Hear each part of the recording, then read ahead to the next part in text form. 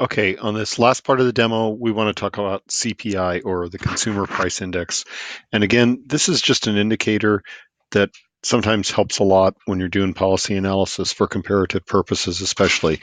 So Consumer Price Index refers to basically an index that measures how much things cost. There are different kinds of consumer price indexes. The one most commonly used is called CPI-U, CPI-U, which refers to the cost for urban consumers. There are other consumer price indexes, CPI-W, which refers to so-called wage employees, and then there's chained CPI, which uses a different calculation, and it also uses the economic concept of substitution. So, for example, if beef is in the market basket that the index is derived from, and the price of beef starts to go up dramatically, then the CPI chained index assumes that consumers may substitute chicken, for example, which might be cheaper. So in effect, actually, these are different indexes that all show consumer prices in a slightly different way. But the one typically used is CPI-U, and that's what we're going to talk about today. So here is the Bureau of Labor Statistics homepage. Before I get there, I want to show you something that you can get from this webpage, but you can also just get it by typing this in Google. If you type in CPI Inflation Calculator, this is a really quick calculator that is published by BLS. It's just a little chart. So if I wanted to know how much $1,000 in 1980 was, how much buying power it would have in 2017, it would have that much. So $1,000 in 1980 is worth about 2,900 in 2017. So this is just a quick calculator that you can fool around with just for reference points. But the Bureau of Labor Statistics has the actual data on CPI, which we're going to go to now. So the way we get there is I'm going to go to the tab that says Subjects, and then I'm going to click on Consumer Price Index. And this is going to show the current Consumer Price Index. And the way to get to the historical data, though, is I'm going to go to Data Tools and click on Data Tools, and then the tab that says Top Picks. And here we're going to see a menu of charts. So on employment, productivity, price indexes, and compensation. These are all very useful, but we're just talking about CPI today. So right here, I'm going to click on CPI-U, and I'm going to hit Retrieve Data. Okay, so this is showing annual data. It happens to be from 2007 to 2017, but I want more data. So I'm going to hit More Formatting Options. And you can see here that I can go all time periods, which means it's going to look at quarterly data or even more frequent data, but I just want annual data. So I'm coming over here to select the time period. And then I want to go all the way back to 1980. So I'm going to click that. And so here's my year range, 1980 to, I'm not going to go all the way to 2017 because there's not going to be annual data for 2017. I'm going to go to 2015. And I've got that all in there, and I'm going to come down here to the lower left and hit Retrieve Data. So really simple. This is what they call the U.S. city average for CPI-U. Okay, so you note here are these numbers that show the Consumer Price Index from 1980, that's 82.4, all the way up to 2015, where it's 237.017. Well, that doesn't mean much.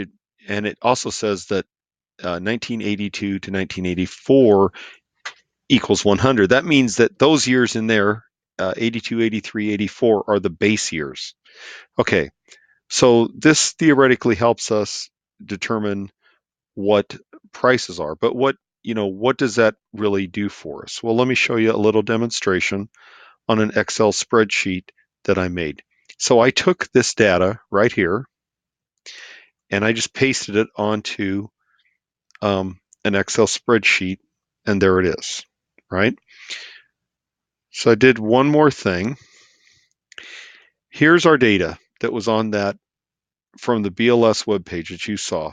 Remember, it said in 1980 it was 82.4, and it went up from there. So here's our CPI from 1980 through 2015, expressed on an annual basis. And remember, you can get CPI on a quarterly basis as well, and it will change. But this is on the annual basis. So what I want to know, though, is what does that mean to me?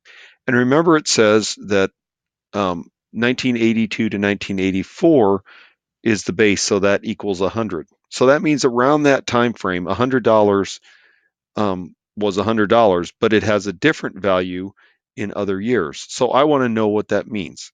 So I came up with a nominal price of something. So I said this price of the same item, well, let's just say it's your weekly wage.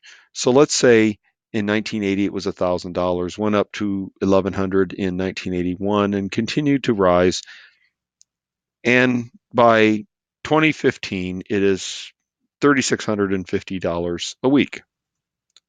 Okay, so what does $3,600.50 a week mean in the base year dollars? Okay, well, here's how you do that. It's a really simple calculation. Let me click on 2015. And okay, so there's 2015, 3,650. Okay, so this is the way I do this. I want to know what it was in the base year. So remember, they say 1982 to 1984 is 100. So I just chose 1983 right in the middle there as close to 100. Okay, so I took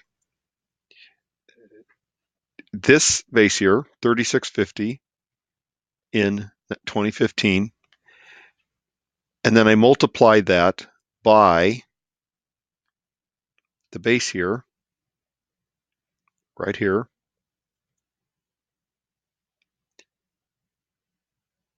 divided by the CPI in this year. So it's my dollar amount times the base year CPI over the reference year CPI over my current year CPI. And that ends up with this product here. So if I apply that formula to all these years, this is what I get. So actually, this person was doing pretty good. Their $1,000 in this year was worth about that much, and it kept going up. But as it turns out, they really, in terms of their actual raise in 1982 to 1983 dollars, even though it looks like they're getting a lot more now, in in those years, it was probably worth just a little bit more.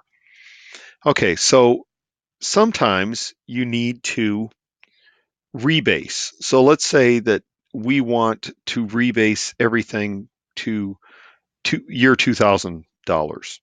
So this is another calculation that we can do. And here's how we do this. Really, this is very, very straightforward. So here's the year 2000.